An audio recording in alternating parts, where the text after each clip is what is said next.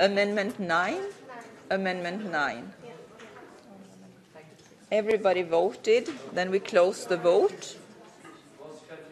And the vote has been... Приключваме гласуването. Но виждам объркване сред редиците на ЕНП. Отхвърля се. Изменение 10 за, против, въздържали се, приема се. Изменение 11 за, против, въздържали се, приема се. Изменение 12 за, против, въздържали се, приема се. 13 за, против, въздържали се, приема се. 14 за, против, въздържали се, приема се. 15 на две части. Първа част за, против, въздържали се, приема се. Втора за, против, въздържали се. Нека проверим. Моля, гласувайте. Говори се в залата извън микрофон. Сега гласуваме втора част на изменение 15. Моля, гласувайте. Край на гласуването. Отхвърля се. Изменение 16 за, против, въздържали се, приема се. 17 за, против, въздържали се, приема се. 18 за, против, въздържали се, приема се.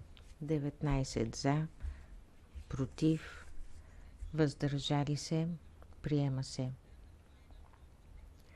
И гласуването на целия текст електронно. Край на гласуването. Приема се. Благодаря ви.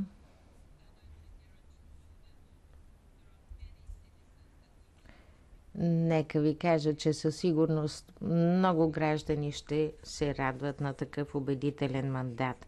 С това приключваме гласуването за днес. Ще помоля тези от вас, които желаят да напуснат залата, да го направят тихо, за да преминем на следващата точка.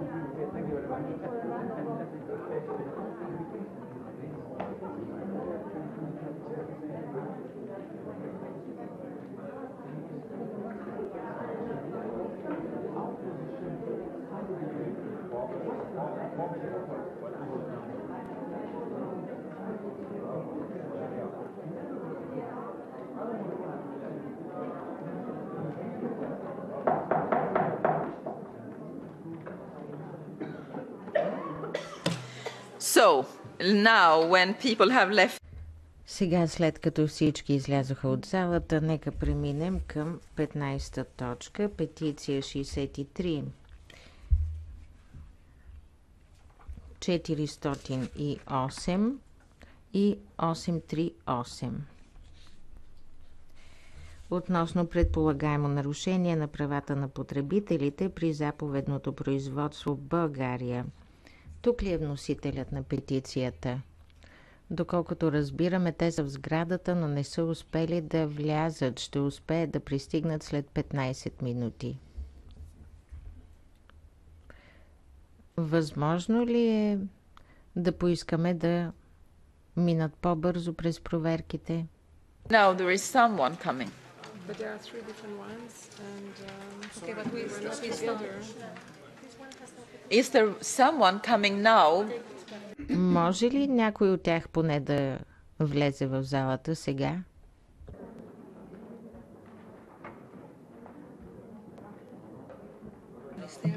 Okay. The next item. Let's see. Добре, да преминем към следващата точка.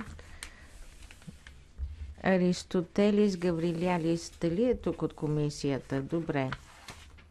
В такъв случай преминаваме към 16-та точка. Петиция 1015 относно нарушението на правото на свобода на изразяване на мнение и жестоки репресии на журналисти в Малта. Благодаря ви, но се боя, че колегата от GD Connect не присъства.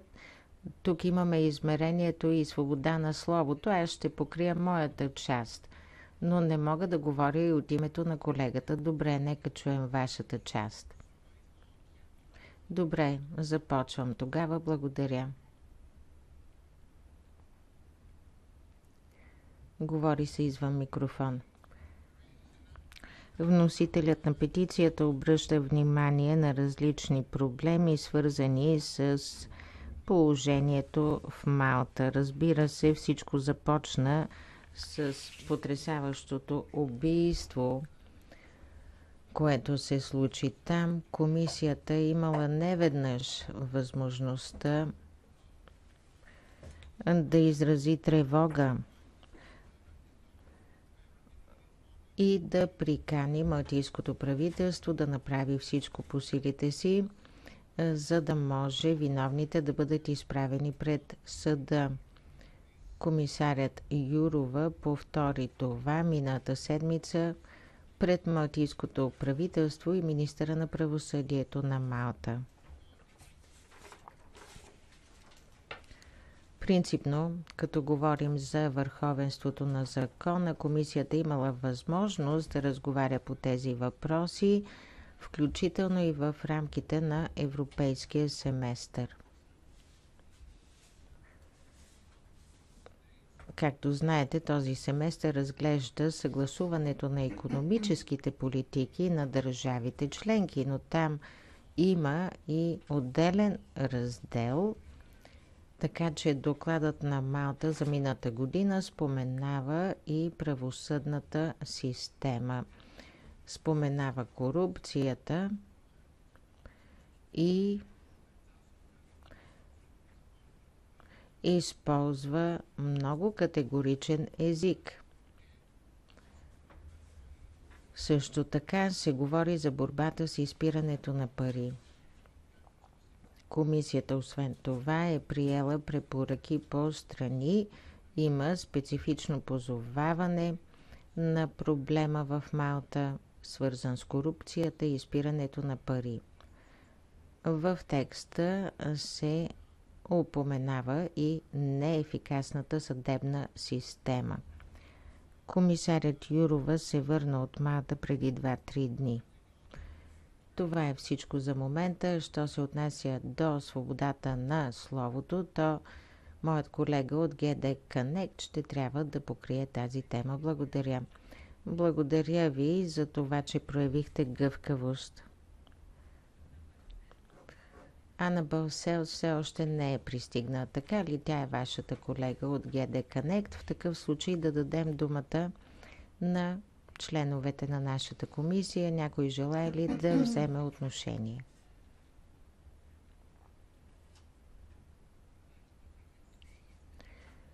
Това, което можем да кажем, е, че в парламента вече сме предприели няколко инициативи. На 15 ноември приехме резолюция, изпратихме адхок делегация в Малта края на миналата година,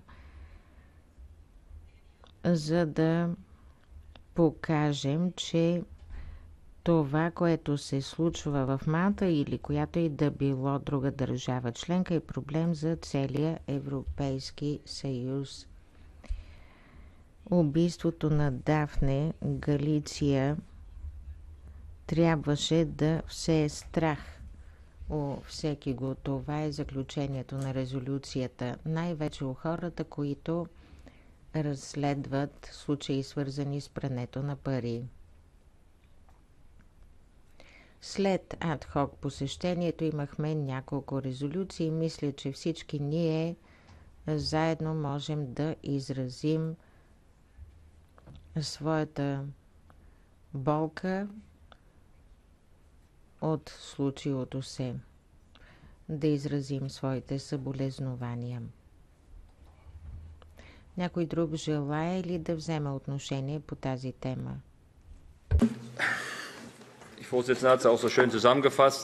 Председателката много добре обобщи нещата. Аз мисля, че тази петиция трябва да бъде оставена отворена. Трябва да се извършат предварителни проверки. Ако те се направят надлежно, ще дадат други резултати. Има фази, в които не могат да се оповестяват резултати. Въпреки това обаче проверките трябва да продължат. Затова петицията трябва да бъде оставена отворена като израз на нашето съчувствие, на нашите съболезнования, на нашата политическа воля да се разследва случая. За да не остава някой с впечатление, че протакаме нещата. Преди тази случка, за мен това, което се случва в Европейския съюз, изглеждаше невъзможно.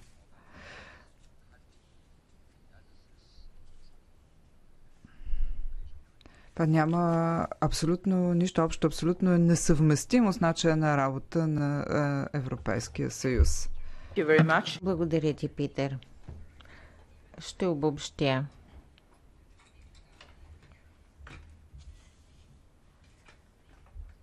Господин Косолини, вие също ли искате думата? Да. Точно по причините, които току-що бяха изложени. Бих казал, че ние би трябвало да препратим този въпрос към Либе и съответния комисар. Необходимо е да следим какво се случва. Също така, като имаме предвид искането на вносителя на петицията, който е с британско гражданство и живее в САЩ, то бих казал, че тук не знаем точно какво се случва в Малта по-настоящем. След, разбира се, ужасяващото събитие с журналистката. Нека да тръгнем по един общ път и да проследим стъпка по стъпка. Но петицията ми се струва твърде обща, тя може да се използва и за преследване на политически цели, така че нека да изпратим писмо на Либе и да затворим петицията. Либе си върши много добре работата. Да изпратим писмо и на комисарката, която е била в Малта, и след това да видим какви ще са резултатите. Не е изключено отново да се върнем на темата, но аз бих затворил петицията, тъй като ми се струва твърде обобщителна. Ние няма как да се вземем по същество. Благодаря, Роберта. Благодаря, Сесилия. Тъй като се спомена Либе, може би трябва да уточня, наистина Либе се зае също с тази тема. Ние имаме специална мониторингова група за наблюдение на правата на човека в Словакия. Тя може да разгледа и всички тези въпроси, повдигнати от представителя на комисията, но точно затова искам петицията да остане отворена и в нашата комисия, защото има различни комисии, които се интересуват от това, което се случва, но ако препращат всичко само на Либе, то се забравя, че нашата комисия е форум, към който могат да се обърнат всички европейски граждани, независимо от коя държава членка идват. Освен това, в тази петиция има достатъчно подробности, както чухме и от представенето на комисията.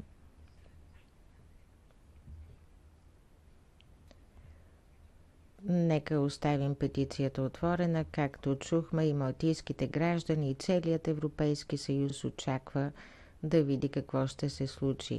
Благодаря. Съвсем накратко ще реагирам на това, което каза колегата Позолино. Аз съм член на Либе от името на НП.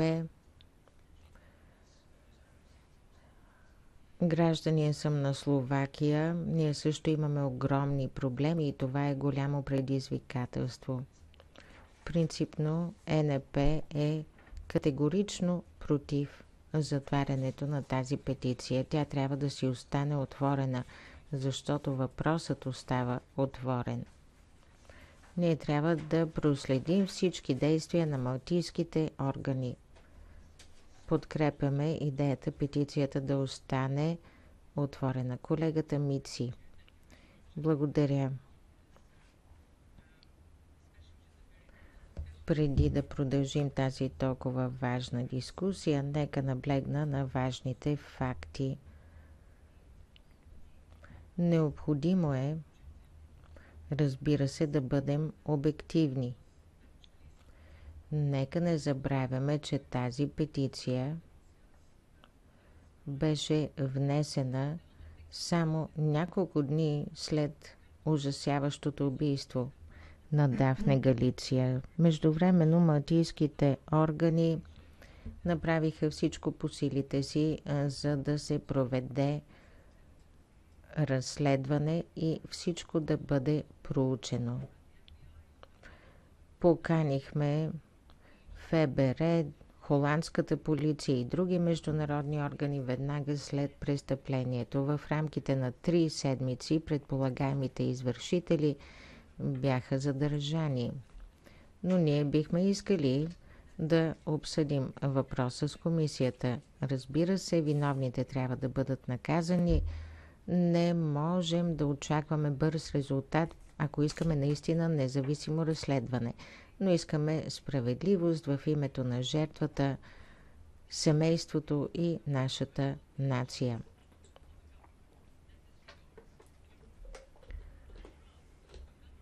Същевременно мисля, че става дума не за върховенство на закона непременно, а за правителство, което е твърдо решено да стигне до корена на проблема. Всички искаме престъплението да бъде наказано възможно най-скоро, но не бива да критикуваме върховенството на закона в Малта. На второ място, върховенството на закона в Малта беше обсъдено вече 2 пъти в пленарна зала и със съвета. Комисията заяви своето мнение. Имаше и мисия за установяване на фактите. Нека не забравяме, че организираната престъпност съществува във всички държави членки.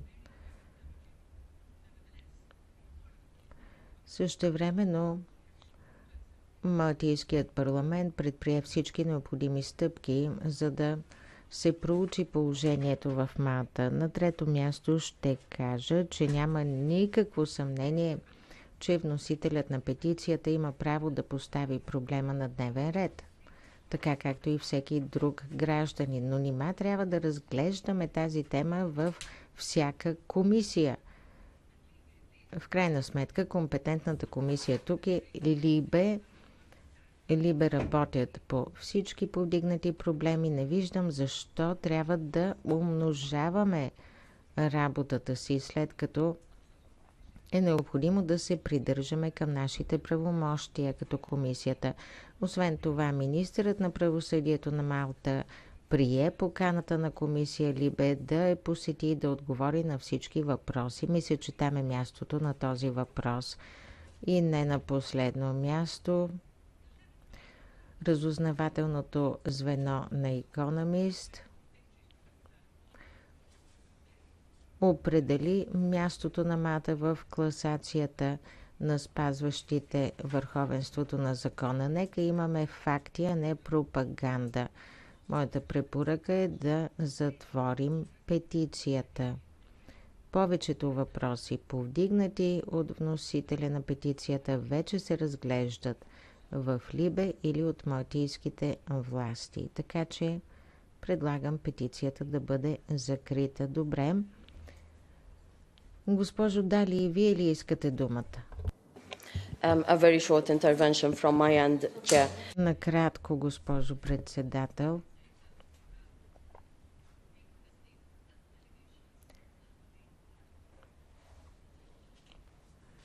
Първо, нека кажа, че разследването продължава. Не може да се водим от заключение, което още не е взето. И тук не става дума само за Малта, както вече и беше споменато. Имаше и друго ужасяващо убийство на журналист в Словакия и там проблемите са много по-големи. Но с уважение към комисията ни бих искала петицията да бъде затворена. Със сигурност ние не приключваме работата си по тази тема. Това е абсолютно ясно и като реакция към носителя на петицията. Но всички ние разбираме, че работата продължава в работната група на Либе за върховенство на закона. Тази група разглежда Малта и Словакия. Така че тук ще се запознаем с подробностите. Но бих ви помолила да се съобразите с предложението на колегата да затворим петицията, като винаги можем да се обърнем към работната група с искане за информация. Според мен, ако оставим петицията отворена, само дублираме усилия. Добре, аз смятах, че това ще е лесно да се обобщи, но сега разбирам, че това не е така. Ще се опитам да го направя обаче. Не мисля, че е необходимо да чуем пак комисията. Това няма да промени нищо, защото дискусията вече е силно политизирана. Моето предложение е петицията да остане отворена, да я изпратим в Либе и работната група по мониторинг. Също така да помолим Либе да ни включва като комисия, ако провежда изслушвания по тази тема.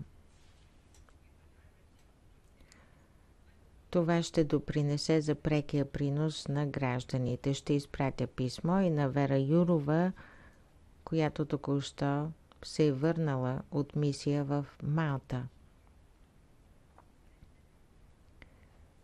Но бих искала петицията да остане отворена, защото със сигурност парламентът скоро ще вземе отношение. Разбирам, че има и предложение за закриване на петицията. Кой иска да следва моята препоръка? Моля ви да посочите много ясно.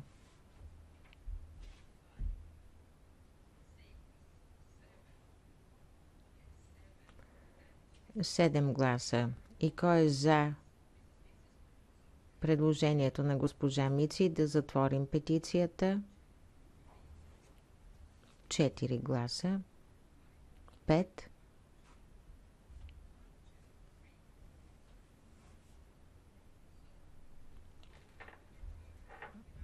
Добре, вече сме гласували. В такъв случай петицията остава отворена, като ще изпълним всичко, което вече очертах. Сега мисля, че можем да се върнем на 15-та точка с трите петиции относно предполагаемото нарушение на правата на потребителите при заповедното производство в България. Има също така и спор с българска банка, свързан с ипотечен заем. При нас са и тримата вносители на петициите. Много ми е приятно. Ще дам думата на всеки по за 3-4 минути, защото темата е сходна. Господин Илиев, Десислава Филипова и Светла Миланова. Вие ще решите в какъв ред искате да представите своята петиция. По 3-4 минути има всеки. Заповядайте. Уважаеми дами и господа, адресираме към вас един проблем, който доведе до социално убийство на мнозина български граждани. Банките в България са се превърнали в аристократите на Темида, докато нашите граждани не получават и трохица справедливост. Извоювали си привилегията да съдят по бърз, феодален начин своите клиенти, като се снабдяват с изпълнителни листа и образуват дела срещу потребителите, много преди да се проведе един истински съдебен процес, в който страните да имат право да изложат своите твърдения. Върху хвърчащи листи банките сезират съда, който се е превърнал в една обикновена пощенска кутия, тъй като съгласно закона ни е длъжен да осъди клиентите на банката, без да ги е изслушал дали са налице нарушения в договорите за кредит.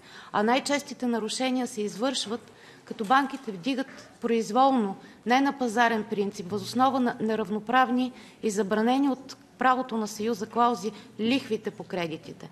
Другата схема, която се извършва, е индексирането на кредитите в швейцарски франкове. На практика истински съдебен процес се провежда много след като е приключило изпълнителното дело. Не са един и два случаите, напротив, многобройни са клиентите на банките да печелят своите дела, но след като са вече загубили цялото си имущество.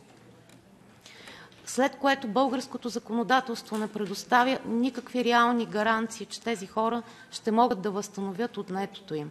На практика мнозина хора загубиха имуществото си, бяха превърнати в клошари, други бяха принудени да търсят оцеляване в чужбина. Предоставям думата и на моята колежка Веска Волева, която от много години работи по темата. Здравейте, аз съм Веска Волева, адвокат съм. С тези проблеми започнах да се занимавам, тъй като лично се сблъсках с това нещо. Основната дума, която считам, че определя всичко, това е, че държавата е предоставила държавния си суверенитет на банките. Съда се превръща в един регистратор на волята на банките, които са като едни ракови образования, образували странични фирми. Аз ще предоставя тук и материали, и с тези странични фирми са обхванали цялата икономика на държавата. Освен правата, които са им дадени, никакви задължения за тях не съществуват. Фактически, когато ти имаш тази привилегия да правиш каквото искаш, ти трябва да имаш страшно много задължения. Примерно да нямаш странични фирми, да нямаш роднини вътре, да нямаш лични интереси и така нататък. Само че това в България не се случва. Освен това, изпълнението става независимо от всичко, независимо от това дали си направил възражение, независимо дали не си съгласен, независимо от това, че ти не си уведомен дори, защото закона, давайки тези изключителни права на банките, лиши хората от всичко, включително и от това, да бъдат уведомени какво се прави срещу тях. Ако някой реши да те натопи и ти има личните данни, той може да ти вземе 1 милион без да разбереш. Така че нашето правителство не желае да погледне на тези въпроси, които ние отдавна поставяме, парламента отдавна ги поставяме, и аз само искам да кажа какво се случва от това нещо. Монополно поведение, при което лихвата може да бъде толкова, колкото банката поиска. Няма нужда да има конкуренция, тъй като всяка лихва съда одобрява. Той даже не трябва да преценява, не трябва да извика противната страна. И се получава следното нещо. Поради изцяло благодетелстващия режим по отношение на банките, те променят едностранно лихвата непрекъснато. И хората изпадат в забава, без да знаят дори, че могат да се борят и че могат да направят нещо. Наказателните лихви са без ограничения. Капитализираната лихва са без ограничения. Без ограничения. Така, изкупуват чрез свои фирми и подставени лица имотите на длъжниците. Аз специално имам готовност да посоча всичко конкретно. Изключително нагло се възползват от икономическата криза, без клиентите им да могат да се позоват на същото, като отговора на банките, икономическа криза, значи ние затова вдигаме лихвата.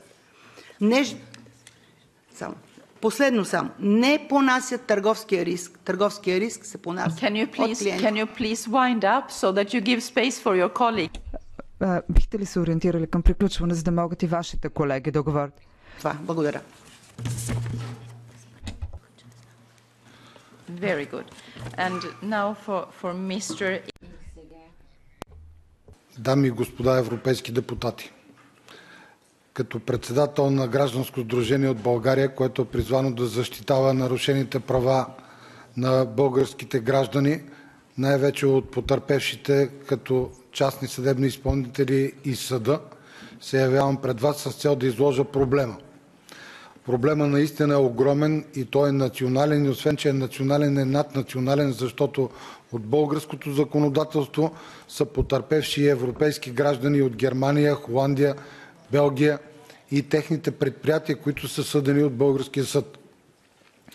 Пороците на българското законодателство и българското съдебно изпълнение касаят множество граждани от България, са над 2,5 милиона граждани осъдени при население 6,5 милиона, което е почти половината от населението. В огромната си част съдът не проверява представените документи дали отговарят на европейските регламенти и Директива 93/13 за неравноправни клаузи. Издават се заповеди и изпълнителни листове, без да се издават валидни съдебни актове, което прави издадените заповеди и изпълнителни листове нищожни. Разбирате ли, че българският съд произвежда бракувана стока? Изпълнителните листове в София за последните 10 години са проведени 350 до 500 хиляди заповедни производства, от които 200 хиляди все още не са приключили, а е било задължение на съда да ги приключи в рамките на седмица до месец време. Поради тази причина всичките тези съдби на българските граждани са нарушени и ощетени от нашето законодателство, което не се и прилага. По отношение на частните съдебни изпълнители, същите действат като организирана престъпна група заедно с съда, не връчват никакви книжа на длъжниците с цел същите да не възразяват и същите да могат да прибират техните платени такси, които в своята част са много по-голями, отколкото държавните съдебни изпълнители. Имаме 600 човека държавни съдебни изпълнители и само 200 частни съдебни изпълнители. А тези 200 частни съдебни изпълнители водят 95% от делата. Точно заради това твърдиме ние, че има организирана престъпна група. Никакви възражения не могат да се пускат срещу частните съдебни изпълнители заради това, че трябва да се иска техния отвод, тъй като те не са законова структура, която да е подчинена на съда. Съставите на окръжните съдилища и Върховния касационен съд прикриват грубите нарушения, извършени от районните съдилища в страната и неиздаването на техните актове.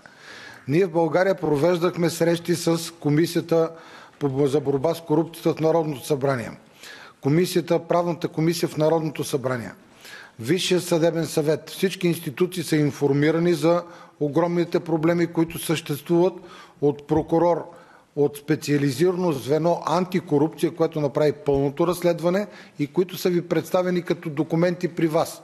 Може да се запознаете с тях и да видите какви са нещата. По същия начин, както каза колежката, незаконно се издават заповеди за изпълнение дори на бившия финансов министър на България Стоян Александров, който вече е подведен под лихварска дейност като подсъдим. Той е кредитор и свърли мен и моето семейство от единствено семейно жилище и в момента ние сме на квартира. Не искам да засягам моите лични проблеми, тъй като представлявам стотици хиляди български граждани. Ще дам думата на колегата, известен адвокат от Варна, Светослав Малюков.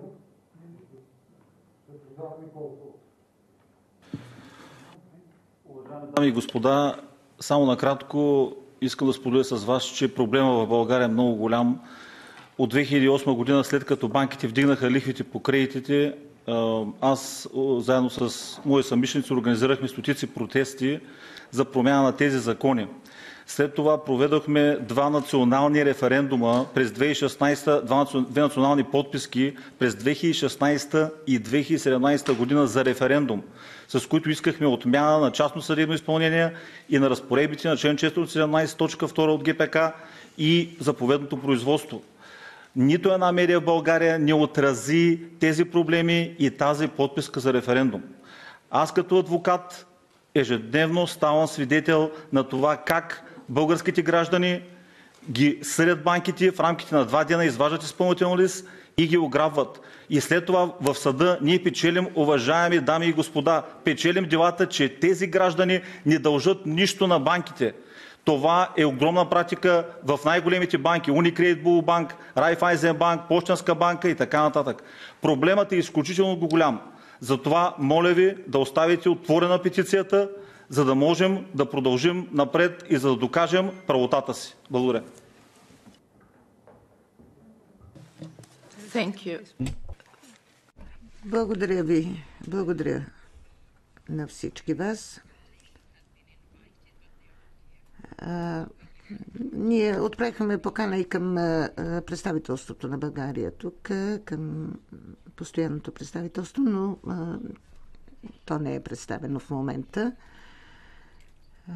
Последната петиция все още не е като че ли представена, така че Светла Миланова има думата сега. Микрофон, моля.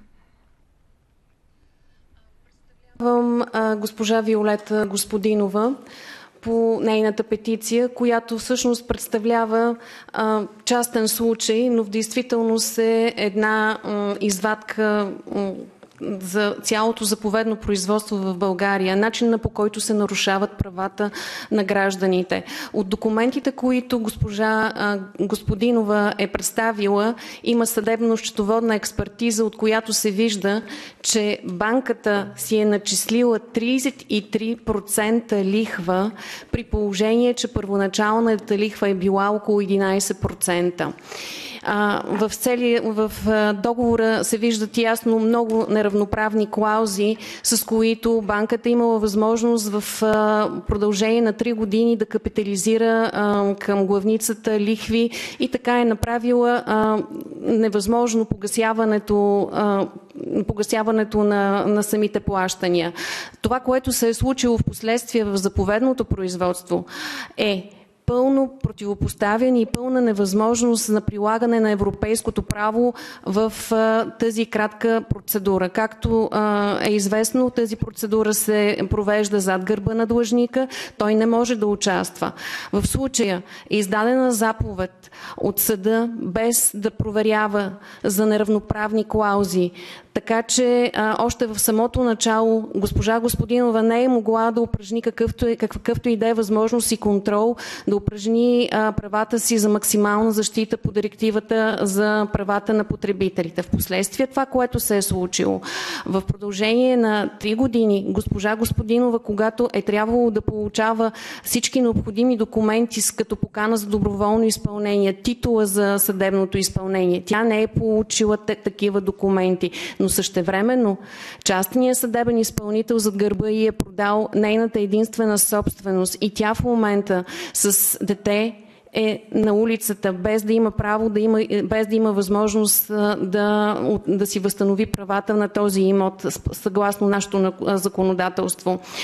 В целият този процес, който е воден в заповедното производство, тя не е била уведомена нито веднъж като длъжник. Най-вероятно частният съдебен изпълнител може да има някакъв дискриминационни отношения спрямо жените, но тя е била надлежен кредитополучател. Частният съдебен изпълнител е бил длъжен да й връчва книжа, но това не се е случило. Нейната собственост е продадена по един много брутално и безогледен начин. Единственият купувач на имота е бил банката. Като банката зад гърба й е направил следното нещо. 3 пъти се явява като купувач и всеки път се отказва от това, че печели самия търг и в последствие най-накрая купува имота при възможно най-ниска цена.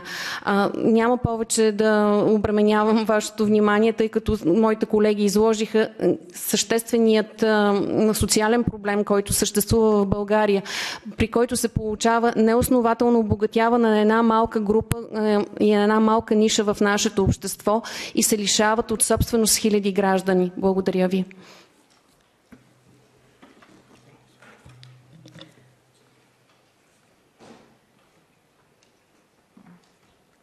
I understand that you are really going through. Разбирам, че наистина моментът е много труден за вас, както в личен план, така и като проблем на системата. Сега искам да дам думата на господин Матяк от комисията, за да представи позицията на Европейската комисия.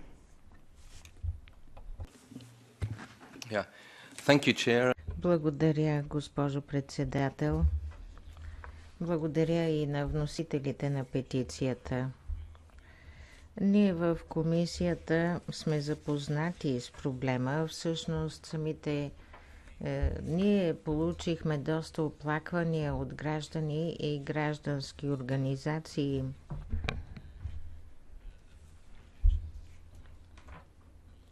Разбираме, че е възможно да има стълкновение между българските норми за принудителните взимания от една страна и от друга страна директивата за несправедливите клаузи в договорите. Директивата от 9313.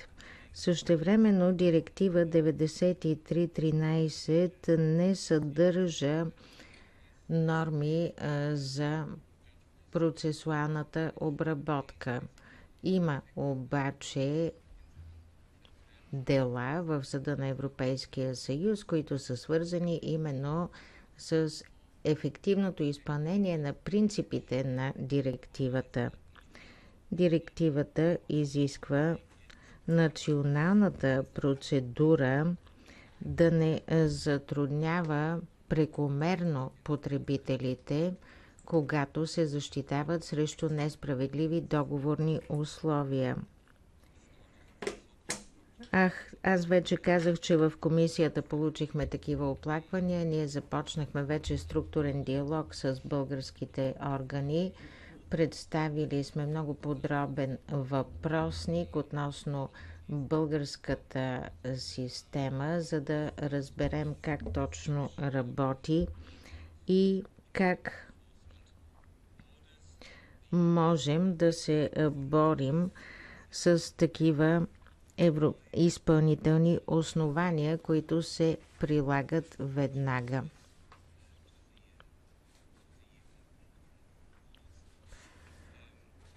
От получената информация разбираме, че няма промяна в действащите правила. Ето защо комисията неотдавна отхвърли получения отговор от българска страна. Сега ще трябва да обмислим следващите си стъпки. До тук сме стигнали в общи линии. Благодаря ви. Сега давам думата на колегите. Господин Малинов.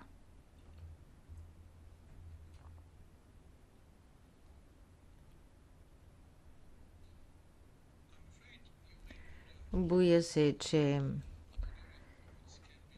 сигурно си задавате въпроса как може българските съдилища да са толкова неубедителни, защо след толкова години злоупотреби на банките нищо не е направено. Моят отговор е следният, тук съм абсолютно откровен. Българските съдилища просто не могат да си вършат работата. Те са слаби, те са страхливи по политически причини и точно за това ние сме все още под наблюдение заедно с Румъния. Не е случайно, че когато ни приеха в Европейския съюз и остана една област, областта на правосъдието, в която се каза, че реформите не са достатъчни.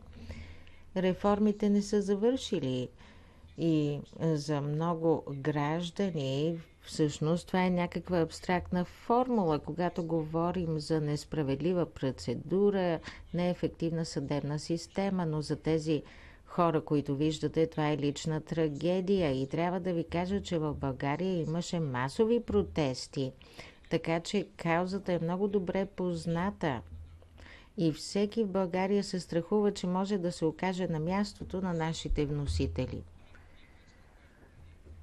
Но нека се върнем на правното основание. Не искам да говоря саркастично, но както разбрахме, дори комисията все още проучва българската система. И ако мога да ги цитирам, Европейската комисия потвърди, че процесуалната рамка в България е така, че позволява на кредиторите да продължат със същите практики. Същевременно не става дума за това, че системата не позволява на потребителите да защитят правата си и че това не е лесно, е толкова трудно. Не, по-скоро е много лесно да се злоупотреби с тези права. Ние сме чули какви са тези лоши практики, но е много трудно да чуем аргументите на обществото. За това аз ще поискам не само петицията да остане отворена, но и тази петиция да се насочи към Комисията по вътрешен пазар и защита на потребителите, защото в случая няма защита от националната държава. Вносителите на петицията точно за това са в залата и бих казал, че те са отчаяни, защото мога да ви гарантирам, че са опитали всякакви други мерки у дома. Техните адвокати са направили всичко по силите си. Но мисля, че трябва да се допитаме за становище и до Комисията за вътрешен пазар и защита на потребителите. Нека да кажа също така, че каквато и да е българската система, е хубаво, че ето вносителите на петицията могат да се обърнат и към Европейския парламент. Правно това не е кой знае какъв инструмент, но от гледна точка на общественото мнение е много важен. Благодаря, госпожа Кунева. Благодаря ви, госпожо председател, скъпи колеги.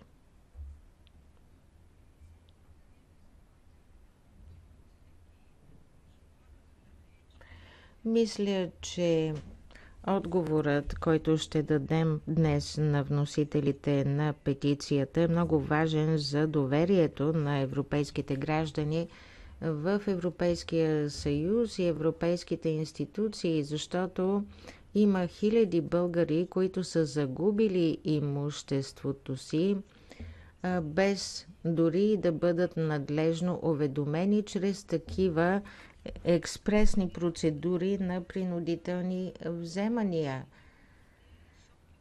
Същевременно техният кредит се е увеличил неимоверно, пак без да им се даде достатъчна информация.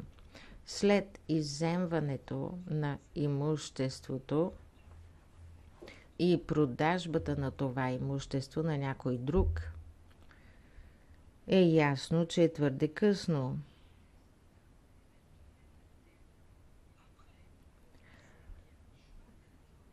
След продажбата на имуществото, няма как да се върне една част от това имущество на бившия собственик. Същевременно от тези хора се изисква да направят допълнителни плащания и да използват като гаранция имоти на своите семейства. Това е абсолютно недопустимо. Средствата за правна защита същевременно не са достатъчни и за това мисля, че петицията трябва да остане отворена.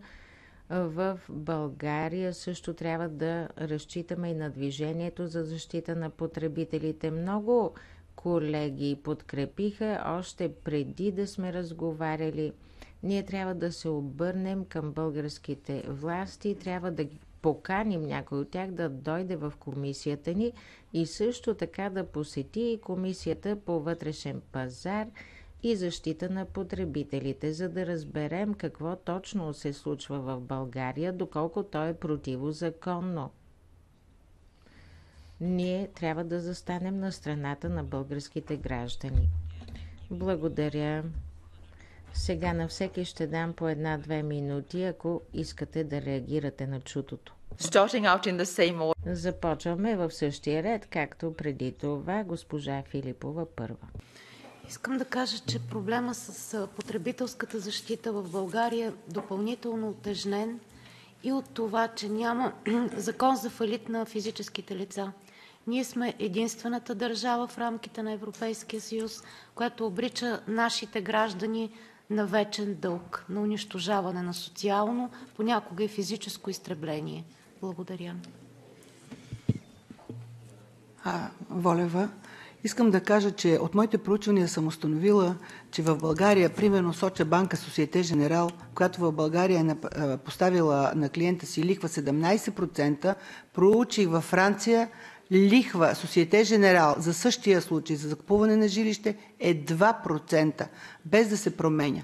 Освен това, обективните индекси, Либор, Софибор и така нататък, никакво значение нямат в България.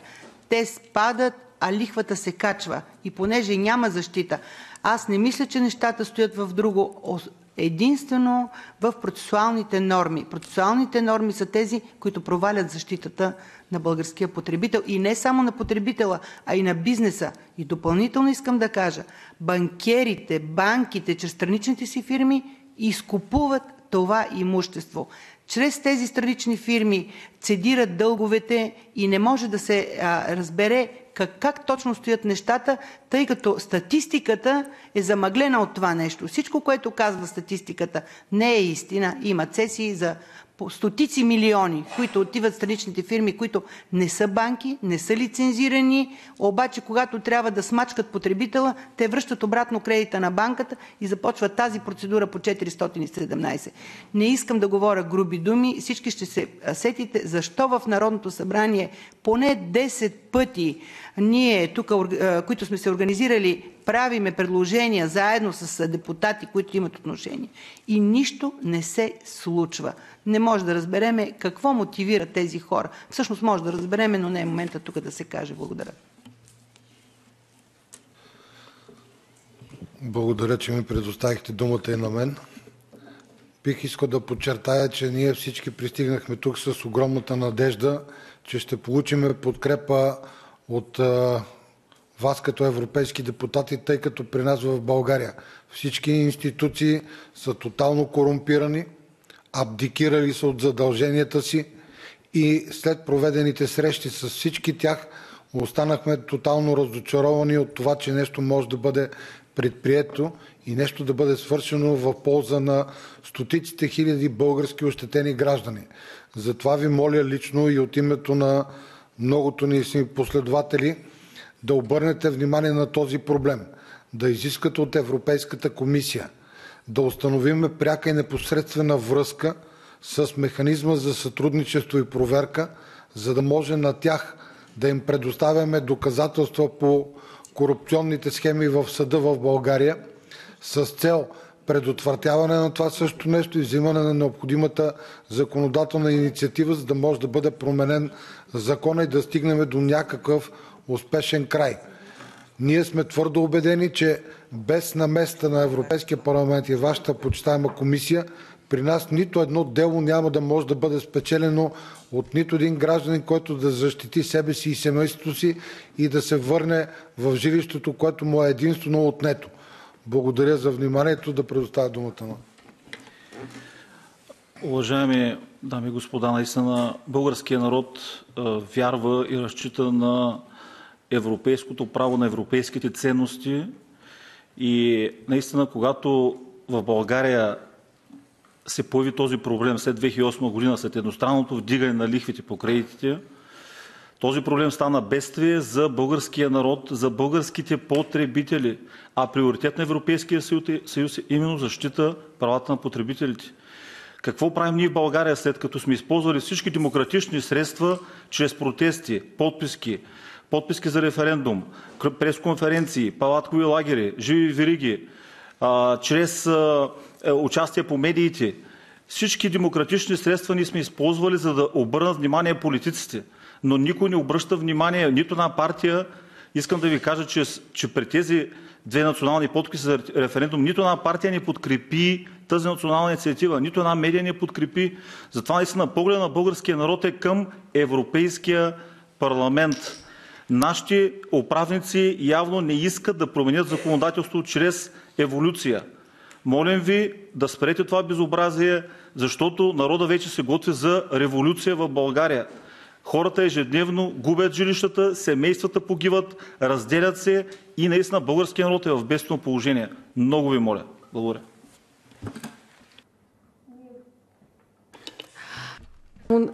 Допълнение от мене.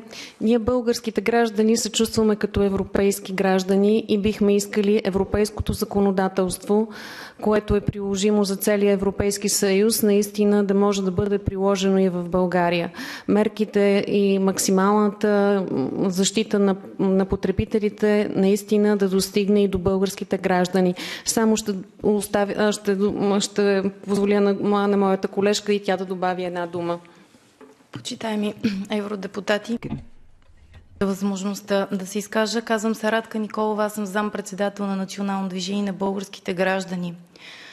Искам да обърна внимание и да отправя призив към вас петицията да остане отворена, тъй като към настоящия момент 70 от нашите експерти присъстват постоянно на заседания в Народното събрание и нашите механизми за въздействие са напълно изчерпани.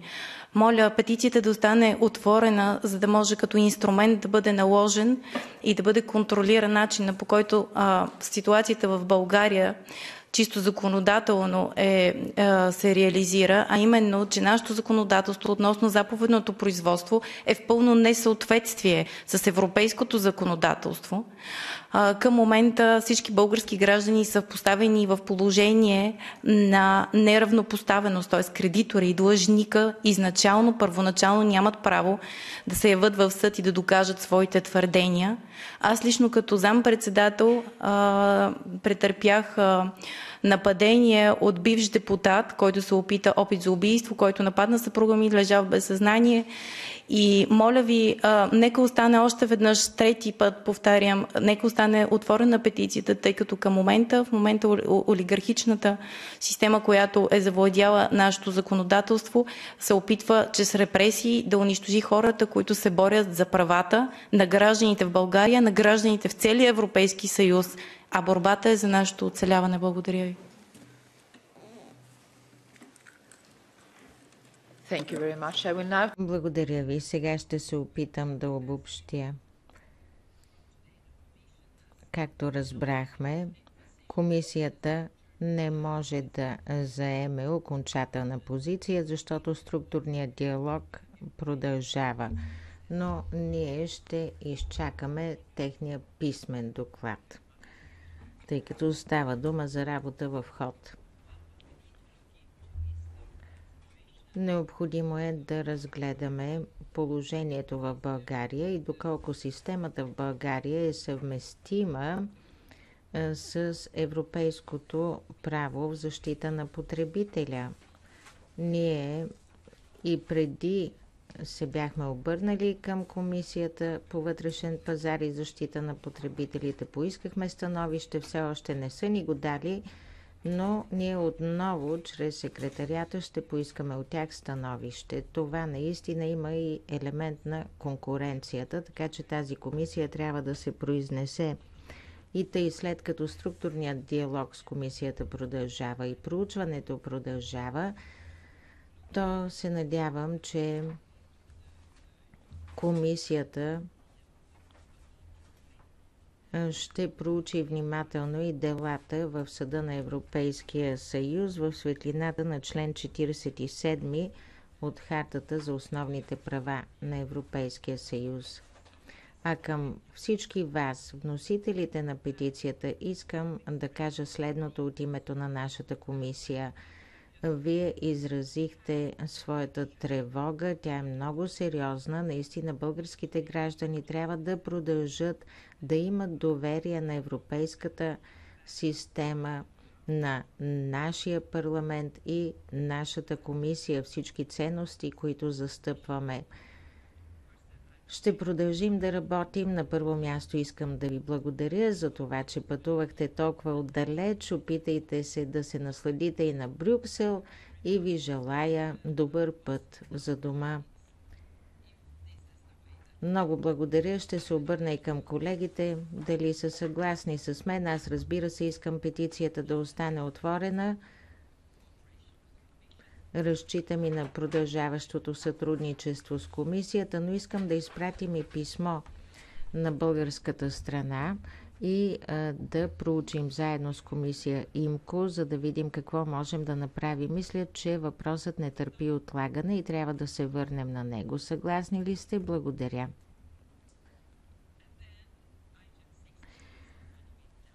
Шестнадесета точка вече разгледахме. С това преминаваме към 17-та петиция 1119 относно предполагаема дискриминация от страна на законодателството за подкрепа на студентите в Обединеното кралство. Представителят на комисията е тук, а другият представител няма да дойде, доколкото разбирам, или ще дойде по-късно. Вносителят не присъства, затова веднага ще дам думата на вас, господине. Благодаря, госпожо председател. Аз ще започна с кратко експозе на правата от директива 38 от 2004 година. В тази директива се казва, че всички държави, пребиваващи на територията на дадена страна членка, трябва да бъдат третирани равно с гражданите на тази страна членка. Това обхваща и членовете на семейството, които не са граждани на тази държава. Таксите за обучение на тези граждани попадат в този параграф. Следователно, страните членки нямат право да налагат такива такси.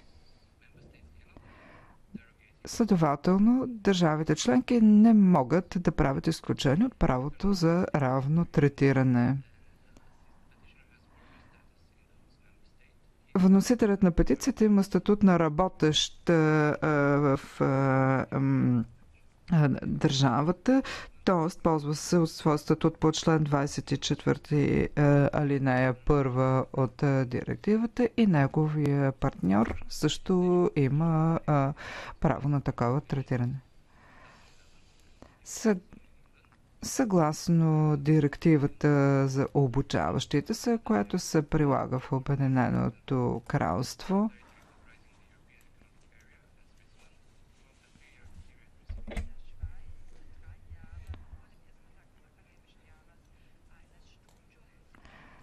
три дни преди първия ден началото на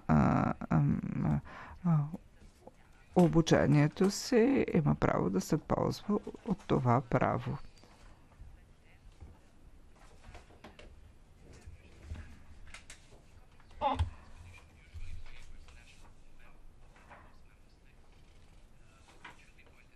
Би трябвало да подчертаем, че географския район, за който става дума, е Европейската икономическа общност.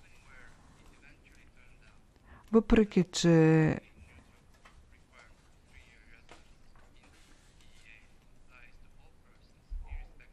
неутралното третиране на всички граждани се отнася до всички граждани, без значение на тяхната националност, това число и на гражданите на Обединеното кралство, би могло да има отрицателно въздействие върху гражданите.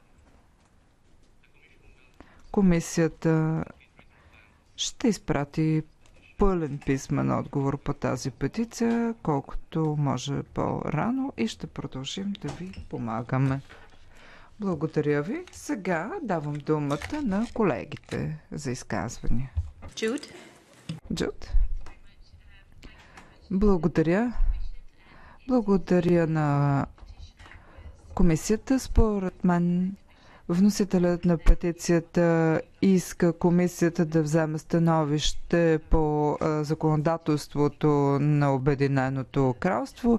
Комисията го направи и петицията може да бъде затворена, след като няма какви други стъпки да се предприеме. Благодаря. Чудесно предложение. Аз също смятам, че трябва да изчакаме писмения отговор от комисията и да изпратим този отговор към работната група по Брексит, за да видят и те каква е ситуацията в светлината на предстоящото излизане на Великобритания. Чакаме комисията, изпращаме петицията на групата по Брексит и я затваря. Петър. Много правилно обобщихте нещата, госпожо председател. В моите документи пише, че петицията трябва да се изпрати на Комисията по култура, за да ни изпратят и те отговор и по този начин да допълним пакета. Все още нямаме отговор от Комисията по култура. Като дойде отговор от Комисията по култура, ще сме завършили целият пакет. Всъщност, Петър, ние никога не сме искали от тях становище, изпратихме им само за информация. Сега всички имат тази информация. Нека и групата по Брексит да получи информацията, след което затваряме петицията. С поглед към часовника справяме се чудесно и на практика можем да прекратим сутрешната сесия. Ще се видим отново в 2:30. Пожелавам ви дълъг обяд. Усмихнете се широко.